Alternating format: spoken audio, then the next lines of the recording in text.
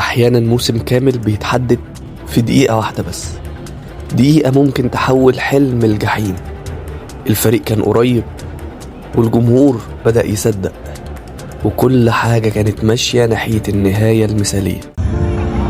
لكن الكورة عمرها ما كانت عدل، غلطة واحدة أو قرار واحد ممكن كل حاجة تتقلب.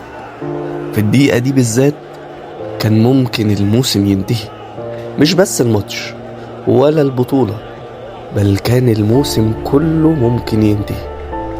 وده اللي بيخلي الكورة قاسية أحيانا. تعادل شوية محبط، لكن بتفق مع كلام الكابتن إسماعيل وكابتن أسامة.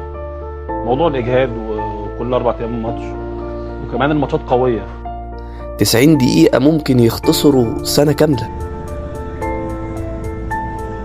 90 دقيقة ممكن يختصروا إثبات ذات كنت بتحاول تقوله. 90 دقيقة ممكن تكون أقسى مما تكون. بس الأمور ما مشيتش كده.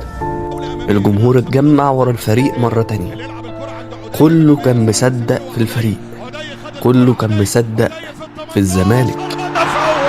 هدف أول من بدري يا عودي، من بدري يا عودي، من بدري يا عودي. جميع أكيد كل الزملكاوية النهاردة طايرين من على الفرحة، ماشيين على المية. وده اللي خلانا نرجع مرة تانية، نرجع بأمال جديدة، نرجع نحاول نثبت مرة تانية إن احنا أقوى. مصر كلها تعلنها بوضوح بوضوح. الدوري فين؟ الدوري فين؟